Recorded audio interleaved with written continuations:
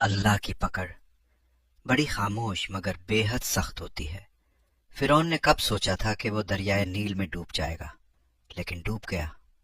شداد اپنی بنائی ہوئی جنت میں داخل ہونا چاہتا تھا، مگر دروازے پر ہی موت آ گئی۔ نمرود صدیوں حکومت کے خواب دیکھتا تھا، مگر ایک معمولی سا مچھر اس کی طاقت پر بھاری پڑ گیا۔ یزید نے سمجھا کہ وہ ہمیشہ حکومت کرے گا، لیکن صرف 3 سال میں ہی ایک زہریلے زخم نے اس کی کہانی ختم کر دی اور اس کی نسل بھی مٹ گئی۔ ہٹلر پوری دنیا پر قبضے کے خواب دیکھتا تھا، مگر آخر کار حالات ایسے بدلے کہ وہ خودکشی پر مجبور ہو گیا۔ یہ سب مثالیں بتاتی ہیں کہ دنیا کا ہر ظالم ایک وقت تک ہی چلتا ہے۔ جب اللہ کی پکڑ آتی ہے تو نہ دولت کام آتی ہے، نہ طاقت، نہ حکومت، سب کچھ یہی رہ جاتا ہے۔ ساتھ صرف اعمال جاتے ہیں، کردار جاتا ہے۔